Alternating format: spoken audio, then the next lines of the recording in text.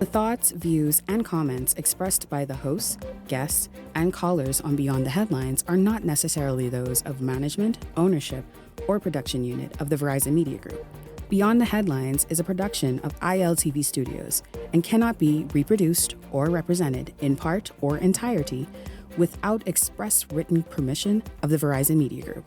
Beyond the Headlines is the intellectual property of the Verizon Media Group. Copyright 2021.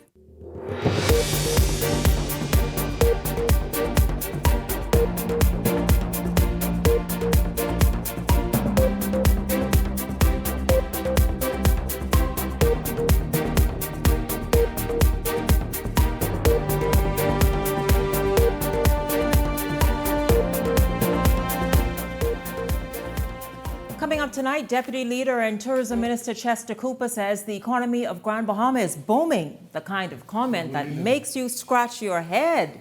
Where? That's a whisper. Where? Now, there is good news to come out of Grand Bahama this weekend. Prime Minister Davis says the long-awaited sale of the Grand Lucaya is nearing. We hear from Prime Minister Davis in his own words. And so you ask, how did all these statements come out of Grand Bahama this weekend? Well, the PYL held a conclave in Grand Bahama. The party is all smiles tonight. We hear from some of the people in the room. And is there a potential recession on the horizon? Something Bahamians do not want to hear about. We hear from the governor of the central bank, John Rowell, on that. It's all straight ahead for you this evening. This is Beyond the Headlines. Good evening. I'm Shanique Miller. It's great to have you along this evening. Well, we begin tonight. A multi-million-dollar contract awarded to active police officers to provide services to government agencies is now under scrutiny, raising questions about transparency and potential conflicts of interest. The issue surfaced after a former government official blew the whistle on what he claims is a long-standing practice that could open the door to corruption. We get this story from Jose Etienne, and then we come back and discuss. The Davis administration moving to shut down a reported trend of senior police officers cashing in on government contracts through their private security firms, a move aimed at quelling concerns about double dipping and potential conflicts of interest. This comes as Eyewitness News confirms that Prime Minister Philip Davis ordered the termination of a lucrative contract awarded to Deputy Police Commissioner Anthony Rowell's private security firm. From what I have been told, those contracts were either cancelled or not renewed. The decision follows criticism from former National Security Minister Marvin Dames, who warns that allowing active senior police officers to secure government contracts could open the door to even greater corruption within the police force. This as the agency already faces controversy over allegations of senior policemen abusing their positions to solicit bribes. We know that officers have, and not only senior officers, but other officers have had engagements in security companies. Eyewitness News learned that Rowell's firm was awarded a contract in February 2024 worth more than $900,000 to provide security services for the Post Office Department. Dames argues that there are no clear guidelines for how such contracts are awarded, raising concerns about whether or not political influence plays a role in the process. It is something that we are addressing. And again, like I said, I will be having a conversation with the Prime Minister for the way forward. This isn't the first time Rowell has faced scrutiny since being sworn in as one of two deputy police commissioners back in January. His appointment was opposed by opposition leader Michael Pintard, who cited financial concerns and questioned Rowell's qualifications for the post. Despite the criticism, the government stood by its decision, insisting that Rowell is the right person to lead community policing efforts. Jose Etienne, Eyewitness News. So the big question tonight, is that what F&M leader Michael Pintard meant when he questioned and called for Rowell's promotion to be recalled? Is that it? A bigger question or questions, how long has this been going on? How many other senior officers or not so senior officers were given contracts to perform or provide the same services? It really begs, you heard the commissioner, she wasn't surprised. In fact, she very calmly said, and we will continue to investigate because it's been happening. Well, the thing is, it's good that it's now exposed. So let's discuss that this evening. Who's been getting the contracts all this time to provide this high-level security at various government agencies? And for how long has it been going on? Welcome to Beyond the Headlines. Our contributors, Leslie Miller and Ellington Ferguson. Gentlemen, good evening to both of you. Good evening to you. Good evening, Bahamas. Good evening, Shanique. Good evening, Bahamas. Certainly, it's a pleasure to be here once again. Well, we've certainly heard Anthony Kopp's role name come up. We're not sure if this is what the Free National Movement meant when they said, listen, his appointment is, we're not agreeing with that. But we heard today that Prime Minister Davis ordered a contract that he had to provide security services be pulled. But again, the question, Ellington, is how long has it been going on? How many other officers have done this very service and others over the years? Well, we've heard and we've known of it. Police officers normally go into the security business either as they in their senior position, nearing their retirement. If we heard the Commissioner of Police who said that this is something that is basically normal that they have been doing. One thing I like what I heard from Marvin Dames, that is something there's no clear criteria or guidelines as to how these things are done.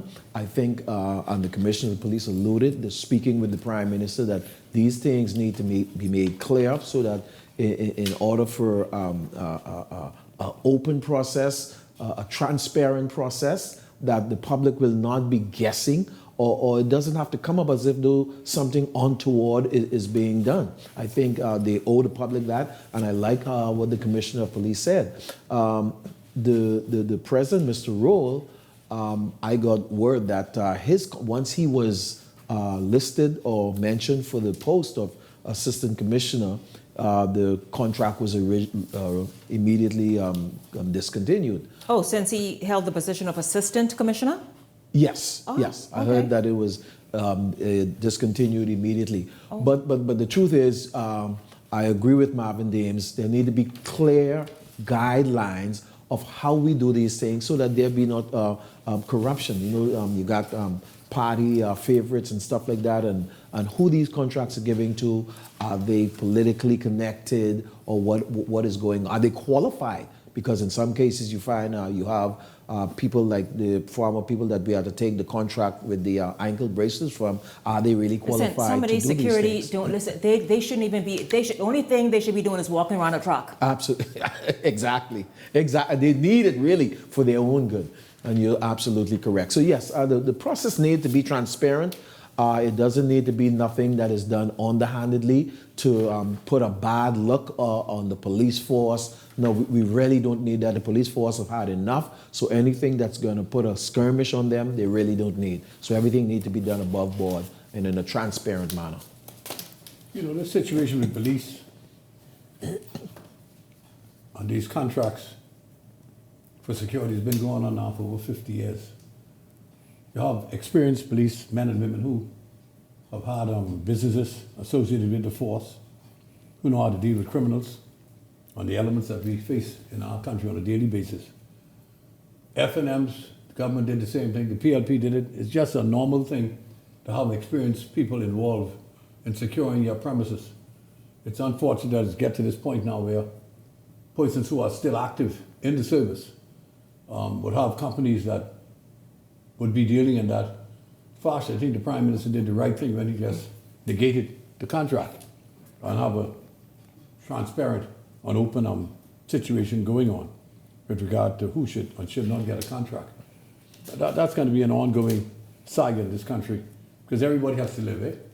The police force, the men and women who have served us so valiantly, nearing retirement, they would try to open up a business.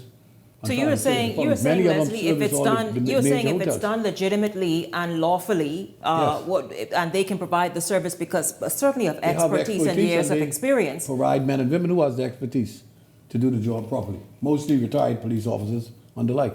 And not only that, Shanique, you have some of our major companies, our major resorts. They grab up quickly our senior men, some of the best from our force, and use them in their security. So they're used in these capacities. But again, the level of transparency needs to be there. Of course, one of the best we ever had was on Paradise Island. Absolutely. One of the senior officers, well decorated gentleman who It was in the top echelon Well, of the others, CID. others continue to Good fill for that them. role even to this day. The role of executive directors of security services for these major resorts to this very moment. So we are saying that we have no issue then with senior police officers forming security firms yeah. and providing this service, especially at certain levels, Yes. like government agencies, government offices. But the process must be transparent. It must be we're trying to root out corruption out of the police force. We want to make sure of that. So As Dames called for. absolutely, and I support that call that Dames made for that. That the process must be made so that we can know how things will be done, what is being done. And of course, they probably should not be currently working on the force, eh? Should not be a serving member. Not a serving member. Yeah. Okay. Well, we'll see again that We all contract. gotta live. Well, I agree That's why with they're you. killing me, you know?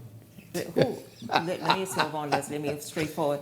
The latest chapter, this one here, the days of our lives in the Grand Lucaya Resort in Grand Bahama. So in the ongoing Grand Lucayan Resort saga is unfolding.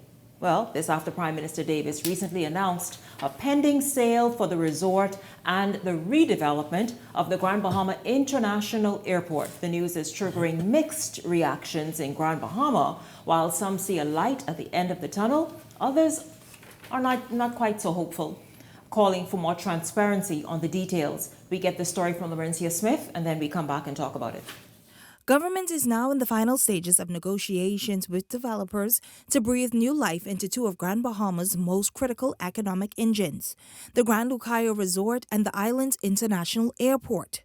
President of the Grand Bahama Chamber of Commerce, James Carey, says the announcement brings a sense of relief, but also questions. It would be good if we were able to set some dates and know when is this likely to happen, because in both cases, the airport and the hotel, there's been promised and promising information for about 2 years or thereabouts, and as it stands, we still don't have any substantial information.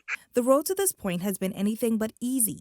Back in August of 2018, the Minnis administration bought the Grand Lucaya from Hutchison Wang Pao for $65 million, promising a quick turnaround, but those plans soon stalled. In 2020, the then government partnered with Holistica, a joint venture between Royal Caribbean and ITM, to redevelop the property and build a new cruise port. That deal eventually fell through. After the Davis administration took office in 2021, it scrapped the previous agreement, claiming that it didn't serve the Bahamian people's best interests. By May of 2022, a new deal was signed to sell the resort to Electrica America Hospitality Limited for $100 million, but that too collapsed later that year. Now the government is taking a different approach, negotiating the resort and the airport as a package deal. Well, I really couldn't say one way or the other whether it's a wise deal. What we will come to find out is whether there are any takers for such a package. And again, I think that lump sum proposition may encourage some people to come in, but it may also be a bit heavy for some people. So really what happens again will depend on what materializes, you know. While anticipation builds, so does skepticism. Stakeholders say government must learn from the past, prioritizing transparency and accountability. You know, I advocate that the government and or the Port Authority, together or separately, need to create through their resources some serious economic stimulus on the ground in Grand Bahama. Well, the fact of the matter is Grand Bahama's economy, the people of Grand Bahama are in need of any significant employment generating project or enterprise. That's the reality. Whether it is the hotel or the airport or some other project.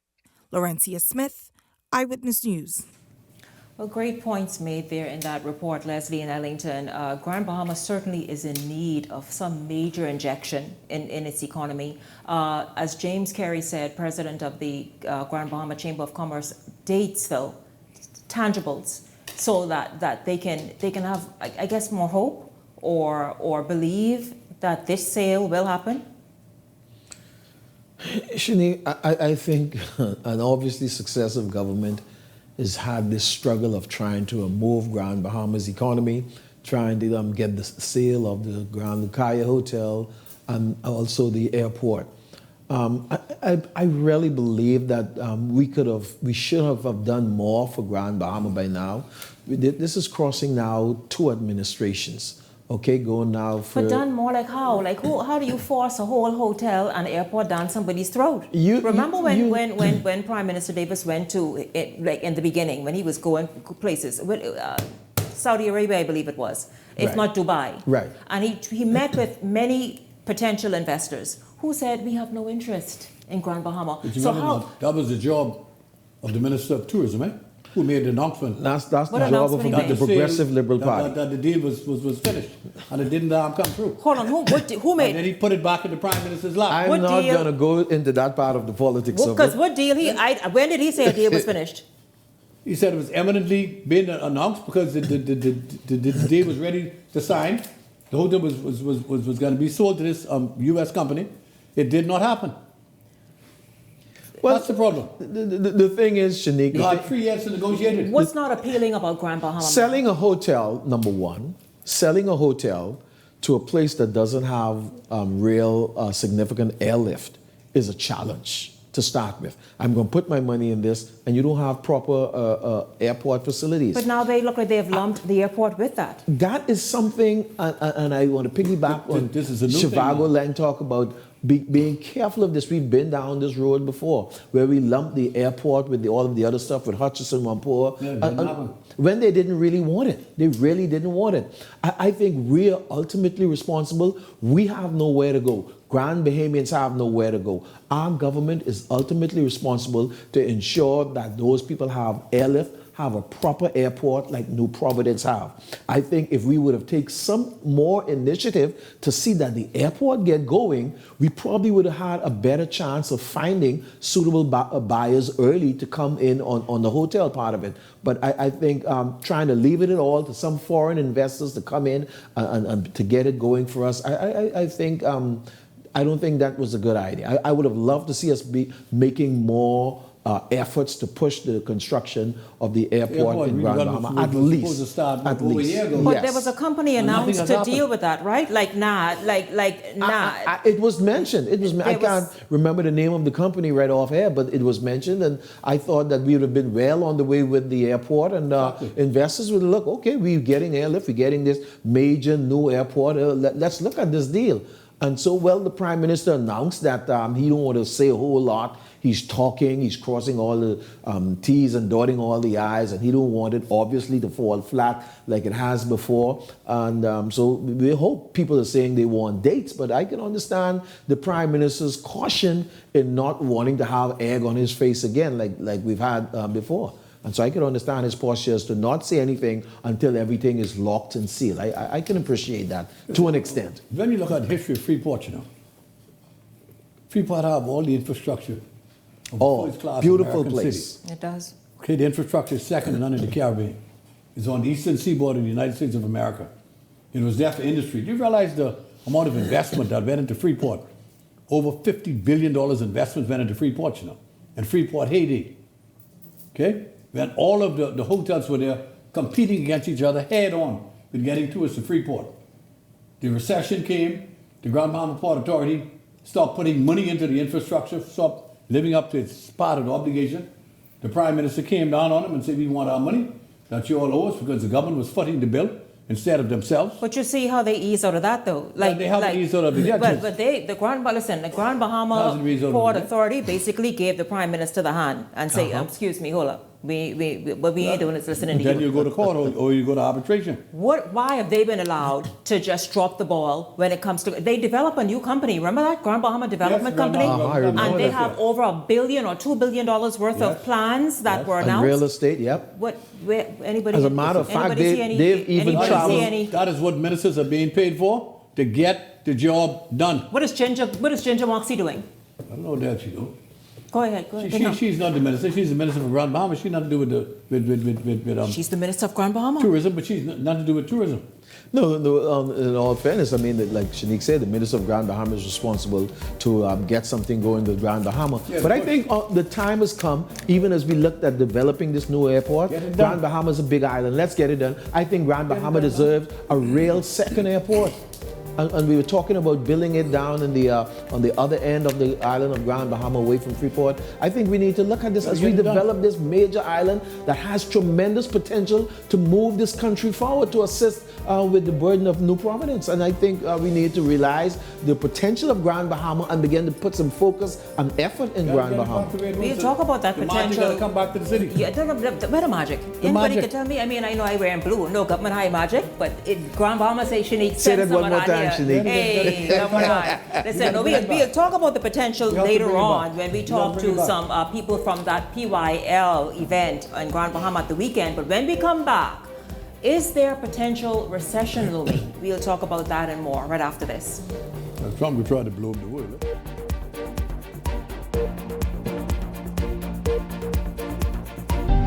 Cancer Treatment Centers of America is now City of Hope, creating one of the leading cancer care and research networks from coast to coast, providing more of what you need. More locations means more care closer to home. More specialists means more expertise. More research means more breakthroughs. More advancements means more treatment options. And more options means more hope. Call now to get more of the care you need. What? You don't know what TDC is? Tourism Development Corporation? You mean the Ministry of Tourism? No, that ain't the same thing, buddy. The Tourism Development Corporation helps develop and grow behemoth businesses in the tourism industry. You hear what I say, buddy? Oh, yeah. Develop and grow. You don't know what all the things saying do? What does do? Hey, check the website, boy. Start your journey to ownership of our #1 industry today. Log on to tdcbahamas.com.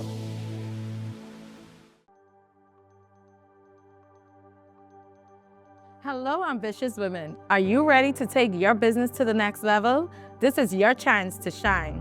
I'm Adriana Fox, co-founder of the Fox Foundation. And I'm Adriel Fox, legacy advocate of the Fox Foundation. We're thrilled to announce the second annual Women's Entrepreneurship Episode Grant Initiative, created to empower and support women like you who are making waves in the business world. This year, we're offering $75,000 in grants to female entrepreneurs with innovative business ideas in undersaturated markets and industries that have yet to reach their full potential. Our top 3 prizes are $25,000 for first place, $20,000 for second place, and $15,000 for third place. In addition, 7 runner-ups will receive $2,000. We encourage businesses such as those in digital markets like web innovations, AI-driven service, niche e-commerce, or emerging industries such as green technologies, health tech, cultural tourism, and personalized educational platform. Whether you're launching a startup, scaling your business, or tackling that big idea that needs a financial boost, this grant is for you. Last year, we funded 10 incredible entrepreneurs, and this year, it could be you. Imagine what you could achieve with the funding to grow your dreams. Apply now and join a powerful community of women entrepreneurs leading the way. Applications are open from January 31st to February 28th. Don't wait. Visit our website for more information. This is your opportunity to break into a growing market and make an impact. Apply today and let's build a future of unstoppable women entrepreneurs together. If you enjoy watching Beyond the Headlines, take advantage of our exclusive offers with 4 15-minute interview segments at $1,200 and 20 30-second TV ads at $2,000. Contact 557-0258 or 557-0259 for more information. Go beyond with Beyond the Headlines. This segment of Beyond the Headlines is brought to you by EV Motors. Drive the future with brand new 2024 electric vehicles. EV Motors, powering your journey. Welcome back to Beyond the Headlines. Well, a potential recession and global increase in the cost of imports now looming following new tariffs implemented on China, Mexico, and Canada by newly elected U.S. President Donald Trump. Now, the central bank governor, John Rowell, addressed the economic concerns tied to global trade disruption and the bank's plans for ensuring that the Bahamian dollar does not lose its value.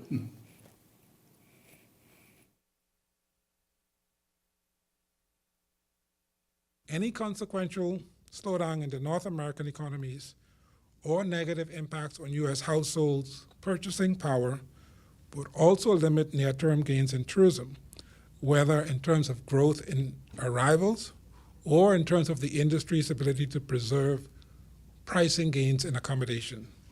The central bank will therefore continue to monitor trends and pursue the appropriate policies to safeguard financial stability and the value of the Bahamian dollar. More work is needed, but what I anticipate is that the outlook is still for growth in 2025.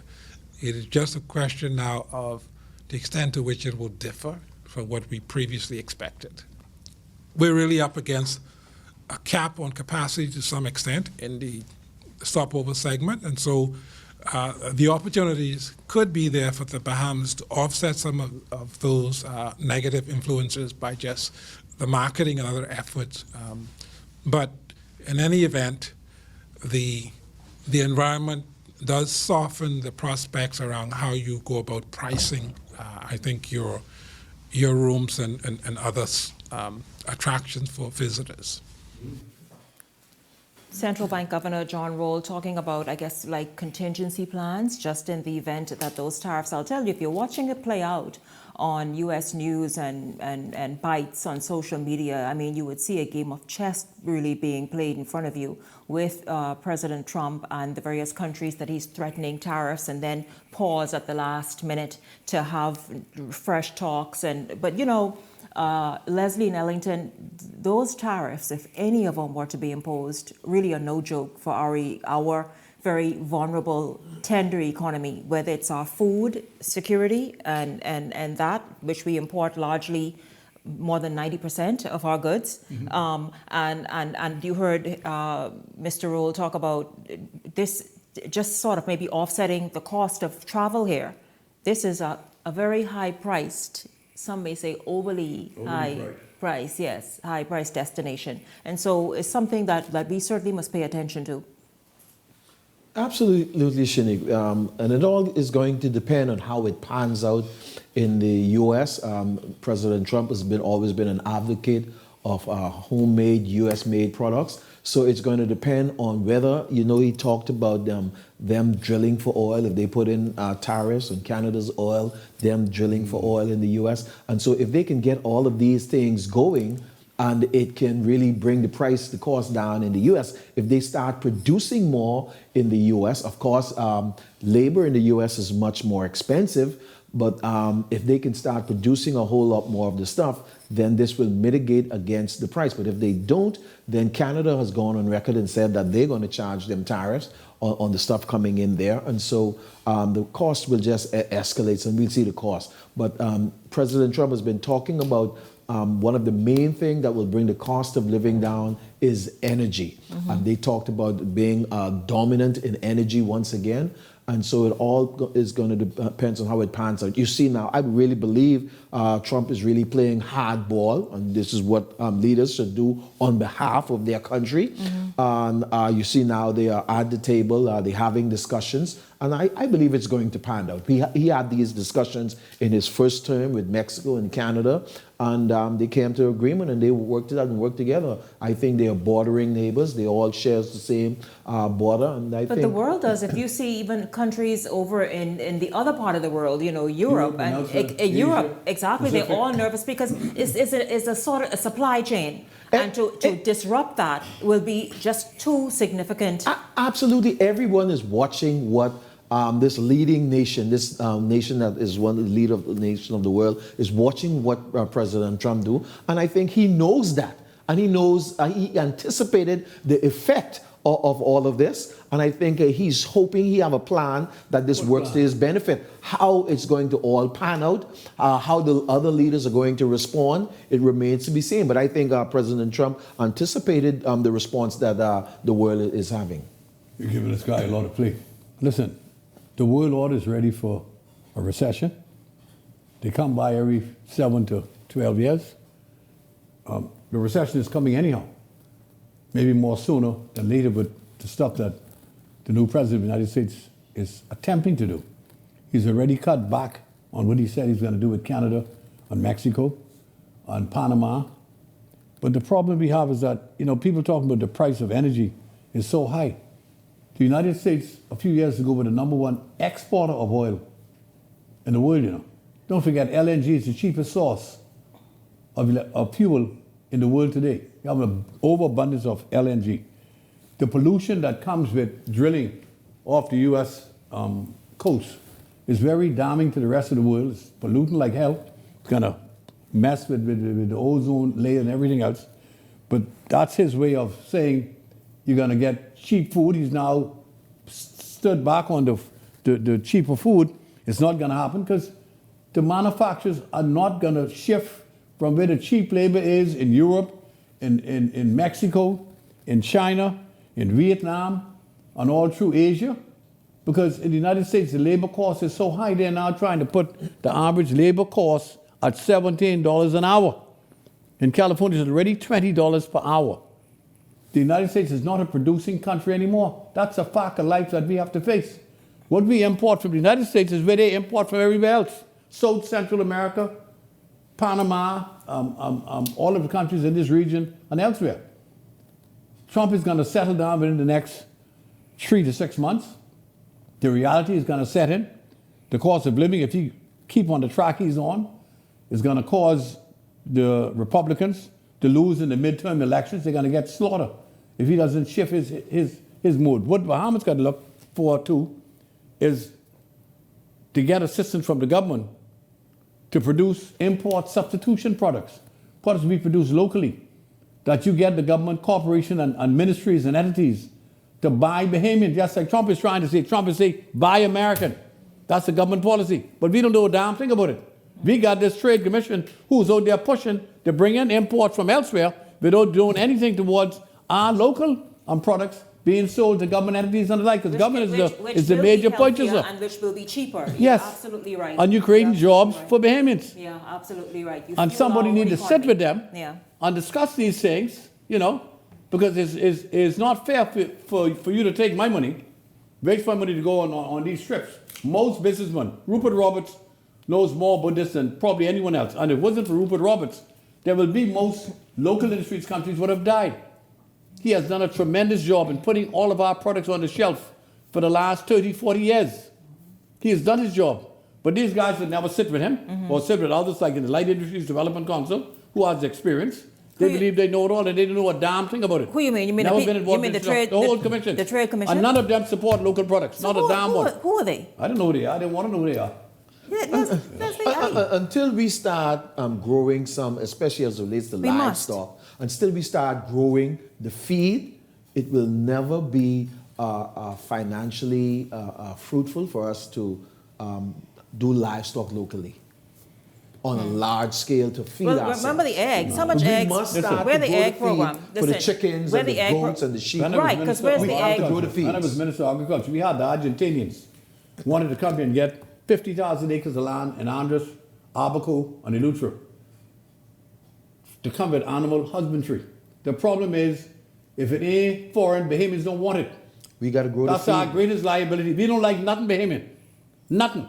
Even the little babies can have the stick on the backside. I blame you all for that. Don't leave Bahamian women alone. Leave Bahamian women. They don't want nothing local. They don't support local industry. Listen to me. Listen. That's our biggest impediment in this country with small Bahamians trying to get into the you see business. that direction I went into? I can come back here. The Prime Minister said on one hand, he want to assist the small man Yes. that we've been left out of the market. Yeah. And yet his ministries and his corporations do the opposite of what he says.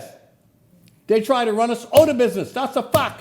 You know, I'll tell you this. The All whole, of them. Yeah, you okay, Leslie, and I'll tell you this though. Improve and enhance your product, the appeal of it, the look Absolutely. of it. Nothing got That nothing to do goes with a it. long way. Absolutely. That You goes a long you way. want foreign over. If it don't come from over the bar, it ain't no good. Didn't really be are capable of producing anything. That's just a mindset. We got still It is. colonialism in our head. It is a mindset. It's Leslie. embedded in us. Yeah, you're right. It is. It Okay. it absolutely is. But it's going to take officials and each of us to change that mindset, and also Leslie, Even though they're struggling for over 40 years. to now. operate in excellence, We man. can't Your achieve behaviors food take security. no We can't. shortcuts, man. We can't You know what? achieve He's taking no food shortcut. security, The foreigners and we who sell must- fifth rate products that come here is what they don't want. Look at the eggs I bought in last week. The eggs now have no expiration No date expiration on it. date. But I was No asking expiration. about the You yolk know why? program. Like, better You know yolk why? program, Leslie. Because those eggs were about to expire 4 days before they came to the Bahamas. So you sell them over here. You sell them to all the Caribbean poor countries in this region. They don't care if you get cancer or if you die. Listen to me, the Golden Yolk program, that part, that'll save the day. Forget that. Leslie Miller and Ellington Ferguson, I thank you both very much. Listen, we're going to shift gears when we come back after the break. If you were interested in all the photographs and images and whatnot that you saw, even the headlines, you all heard some of them at the top of tonight's show that came out of Grand Bahama over the weekend, but we're going to take you in the room to see exactly what took place and where does the PLP feel as though it stands with the youth vote. We're going to talk about all of that right after this.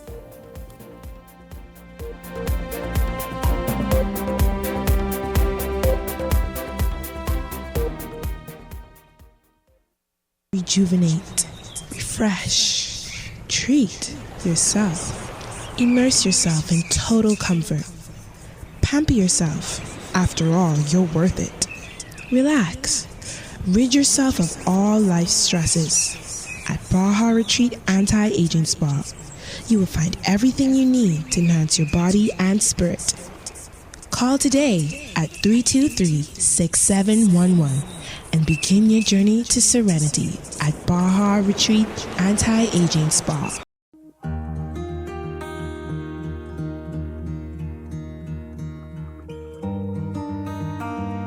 You work hard to provide for and protect the ones you love. However, life can present unexpected challenges. Who you call in times of need matters. Insurance Management is a Bahamian-owned company that has been serving our community for over 40 years, offering a wide range of coverage for all of your personal, professional, and commercial needs. When life happens, rest easy knowing that our skilled and experienced agents are there for you in your time of need, so that you can get back to what matters most. Insurance Management. Nobody does it better.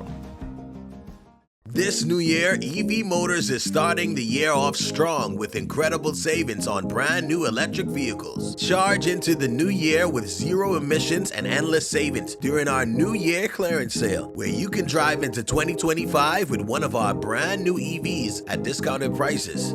And that's not all. Take advantage of a special financing offer with CIBC Caribbean with a 4.5% interest rate and up to 10 years to repay. But hurry, the clock's ticking, and these deals won't last long. With our diverse selection, there's an EV here for everyone. Get the BYD Seagull Plus for as low as $258.43 per month.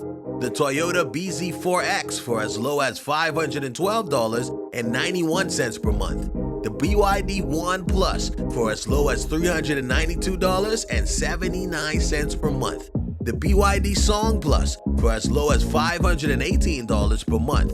The BYD Tank Plus for as low as $725.46 per month. The Mercedes-Benz for as low as $725.46 per month. The BMW iX3 for as low as $725.46 per month. The Carry Cargo Van for as low as $351.33 per month. and the Carry Elephant X7 truck for as low as $393.72 per month. Enjoy unbeatable clearance prices with our New Year clearance sale. Terms and conditions apply. Prices are VAT exclusive. It's the EV Motors New Year clearance sale. Call or visit us today to secure your brand new EV.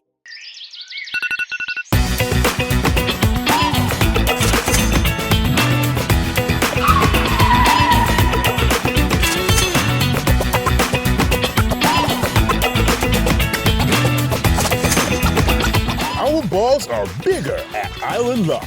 So don't let your daily inspirations go to waste. Win now with our selection of lottery games. Play now at islandluck.com or at any of our locations. What's your inspiration? So you want a space. But not just any space. You need something with a little more potential. So how about 1,000 square feet of room to play with? Superb audio and video production capability, digital LED wall, full lighting grid, and about 124 seats to accommodate a full studio audience with so many other features. Make us your home for your next concert, conference, and so much more. Honestly, the possibilities are endless. Here at ILTV Studios, we'd love to bring your next event to life. So what do you say? Do you want our space?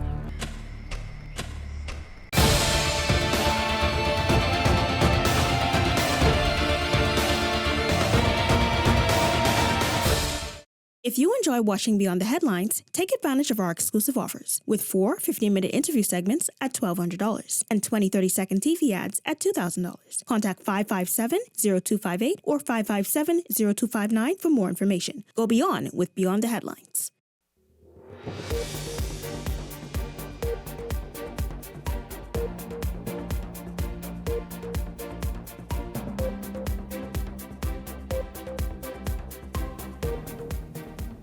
Welcome back to Beyond the Headlines. Well, the progressive young liberals are fresh off the heels of a weekend conclave in Grand Bahama. Let me read this theme for you. Keep your eyes fixed on 2026.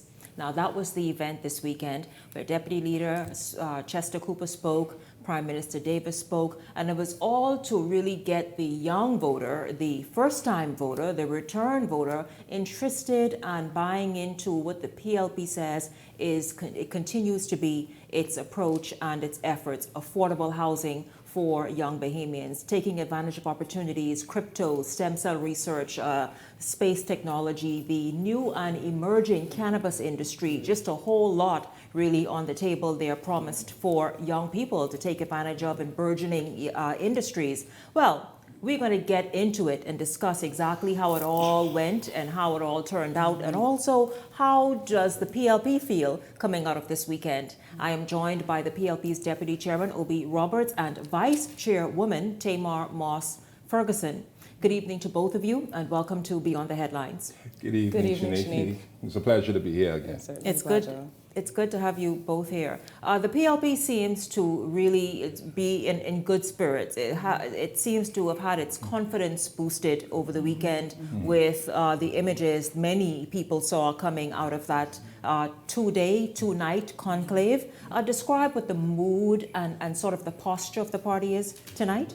Right now, Shanique, the Progressive Liberal Party is extremely confident, but also this weekend was just a demonstration of our confidence, where we had so many young persons who assembled in Grand Bahama for our PYL Youth Conclave. We had young persons coming in from Eleuthera, Abaco, Exuma, Bimini, as well as New Providence.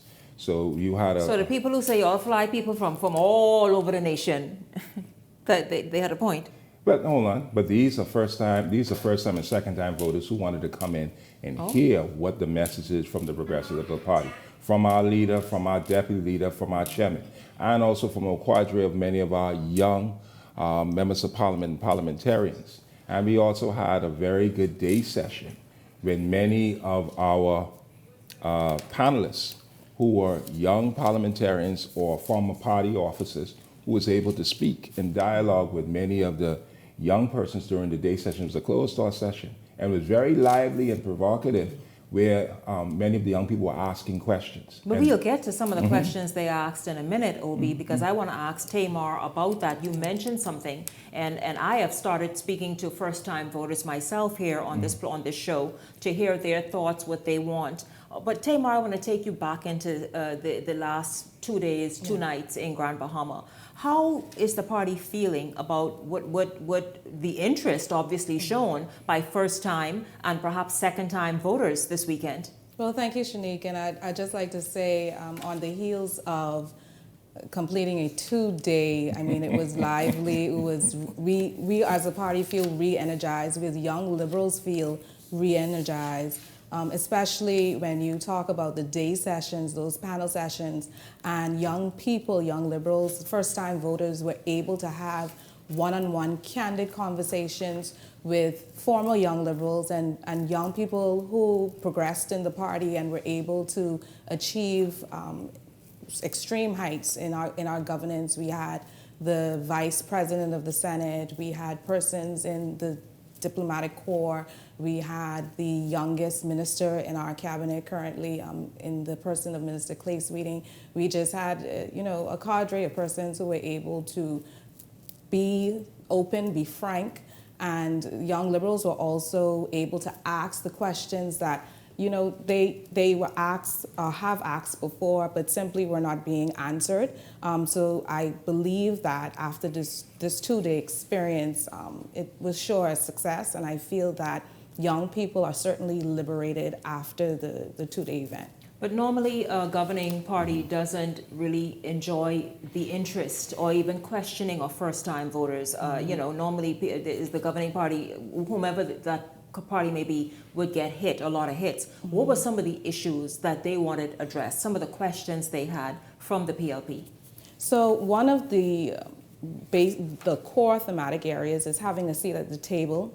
And a lot of young people, especially right now, they feel as if that there is no room at the table, and if they do have a space at the table, it's just because of tokenism and not necessarily that their voice wants to be heard, but simply to be a staple to say, yes, I have a young person there.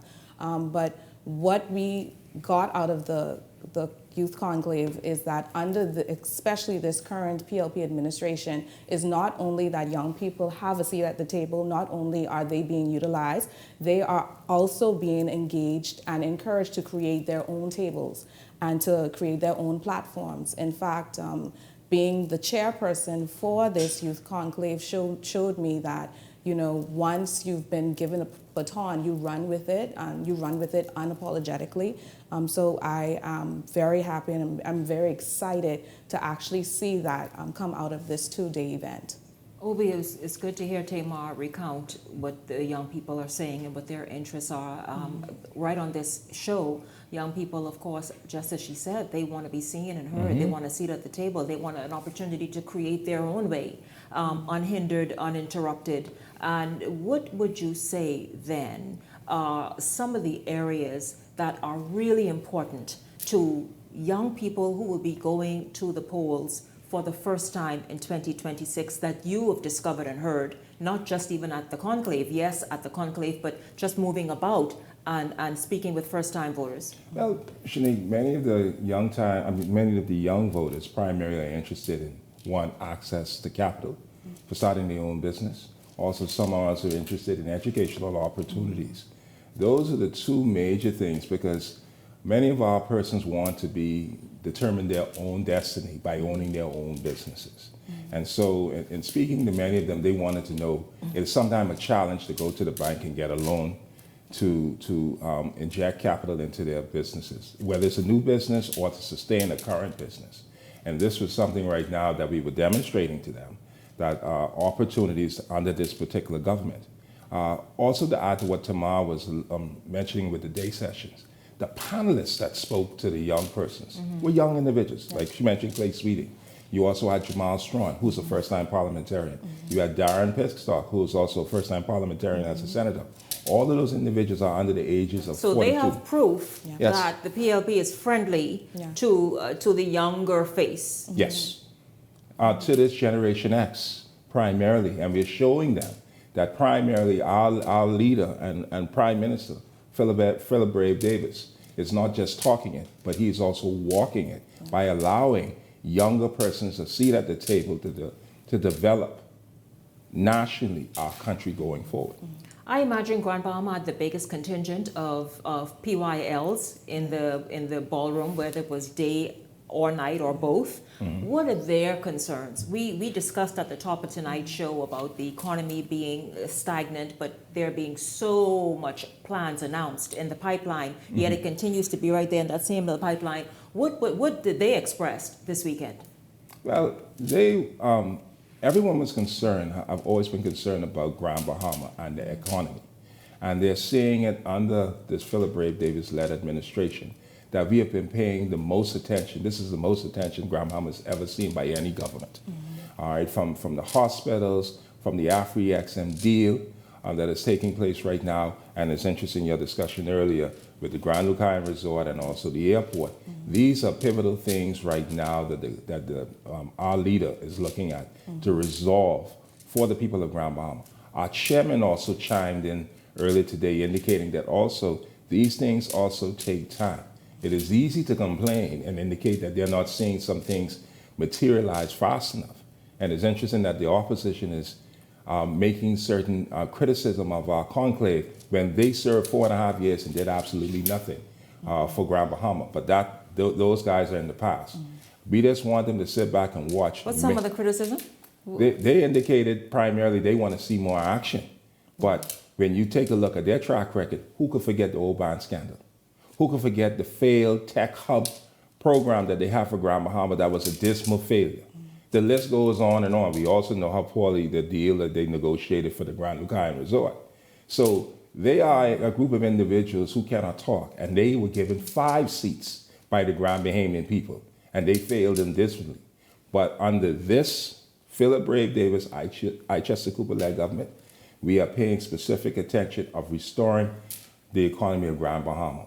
And this conclave was to also crystallize and synchronize our message to the young people that we hear you and this is our message to you, that we wish to include you, and this is our plan of action, but actually our blueprint for change for the Bahamian people. Well, I want to get to more, and I want to hear Tamar talk about some more of the messaging of what this administration has for its young people. But I want to ask you both this. I've heard more and more people saying, even just earlier today, that more Bahamian men, and listen, we talk a lot about Bahamian men on this show in terms of skill and the workforce and how they're being outnumbered by other nationalities, particularly on construction jobs. But I'm understanding more Bahamian men are now working. Can you kind of speak to that? Well, yes, we have seen it, and Shanique, it has been well documented that our unemployment rate is at the lowest in the last 15 to 18 years. 8.7. All right, so we are seeing more employment created throughout the country. More people are back to work. All right, and we have always been a labor-friendly government and pro-Bahamian government. And so we encourage persons to become more skilled and become more, to fine-tune their I would say, their skill set. All right, because there are so many opportunities that are taking place in this country and many more that is about to come. The hospital that is taking place, that is being under construction right now, that is much needed for Grand Bahama. And the opposition always claim that Grand Bahama is F&M country. But I ask them, what have they done for the people of Grand Bahama? They talk a lot, but they execute very little to nothing. This government right now is talking a lot, and they're walking. As our Prime Minister alluded to, over $2 billion of investment has been in Grand Bahama since this government has come to office. And they continue to work, and we're going to see over $2 billion? Yes. And we'll see, and you're going to continue to see the fruits of their labor come to pass very shortly. Because he mentioned it to all of the delegates who attend the conclave over the weekend, that there's going to be an announcement coming very shortly on the Grand Lucaya sale as well as the airport. So all I just tell Grand Bahama and the rest of the Bahamas, stay tuned on this right now, because we have a lot of confidence in our leader and our deputy leader. You both have any sneak peeks? You all are senior members of the party. You all give us a little sneak peek. We can't preempt. So that could be greater hope. Shanique, we can't preempt the Prime Minister's announcement. We can't do that. Yeah, I thought I'd try. I just really thought I'd try. Could try. Yeah, I know, right? Listen, so let's look at Freeport then. How are you all feeling? You all in the by-election, you won that with your candidate there, who now is member of parliament. How are you feeling, especially with the young people who turned out as they did at the weekend? I do feel like after creating that space, that opportunity for them to dialogue, to inject their ideas, and to also be heard, that we are now in a more positive trajectory, especially as a party. And before, I would say that it was uncertain. That's why the conclave was necessary. I don't listen to the noise in the market that actually talks about this conclave not being necessary and not being the right time, and it was just a matter of talk.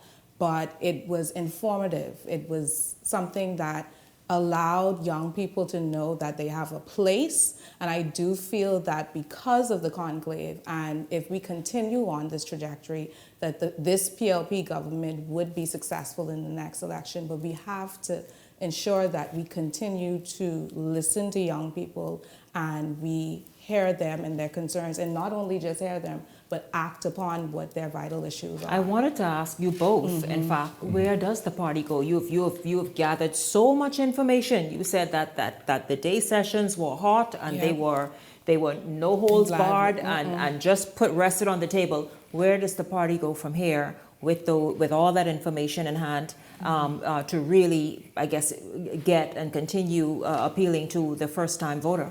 Well, Shanique, with that, our leader and deputy leader, as well as our chairman, was able to feel the energy in the room, and they already began strategizing what would be our next move going forward, because we're going to continue to ride this momentum in which the whole island of Grand Bahama was captured with it was a lot of energy.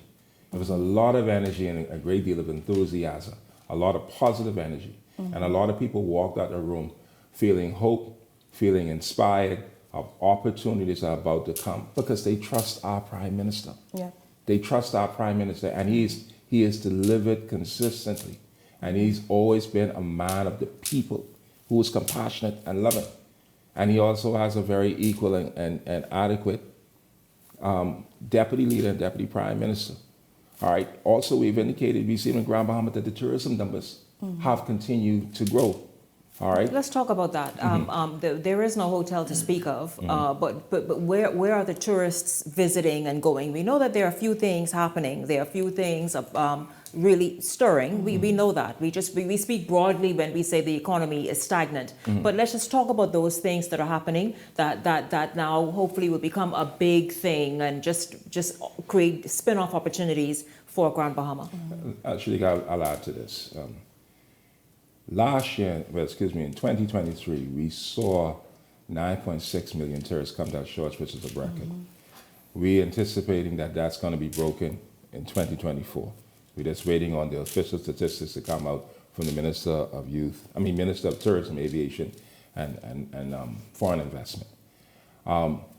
Airlifts have increased significantly to Grand Bahama. We've seen that around many of the family islands. Yeah. I happen to work in the aviation sector in Nassau, and we have seen the numbers significantly in Nassau. And we've also observed the figures in Grand Bahama.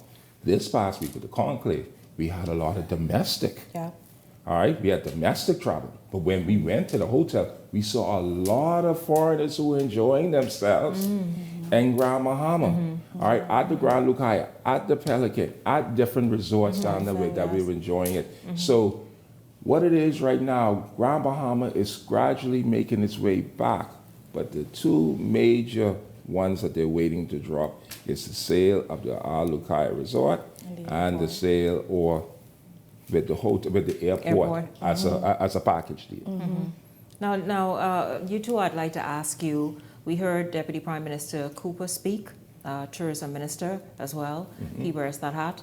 And I kind of just stated some things that he mentioned in terms of industry and opportunity and how to further diversify not just Grand Bahamas economy, but the wider economy. But what is the overall government message? Prime Minister Davis too addressed the young liberals at that event. What is the government's overall message that it hoped the first-time voter, the one who was a little vexed, the one on the fence, the one who was a second-time voter would take away or took away and walked out of that conclave with this weekend? Well, Shanique, what it is right now is this. We are conveying our message. We are executing our promises. But one of the things that the young people want to see is consistency and a commitment by the government. That is one of the things that have been echoing through the years. We will see you in 2021, we may see you in 2022, but we would like to see you every year and be consistent and have the opportunities present to us as best as you can for us to benefit from it. And we have seen it in some capacities. I give you an example. We've had a situation in South and Central Eleuthera where they have the road paving contracts that took place. You had a young man who was able to obtain a loan for his business to be a part of that road improvement project in South and Central Eleuthera for his own paving company, road paving company. That's one aspect, and now it is not publicized to the rest of the country, but it does wonders for his company and his community. Tamar, if you want to quickly jump in of something that the government wanted people, or a message that was conveyed. It is certainly a message of hope that came out of that conclave, a message of there is a place for you, and you know that we will continue to remain consistent, and that young people at the end of the day, we have the opportunities laid out before us, created, but we have to know what those opportunities are.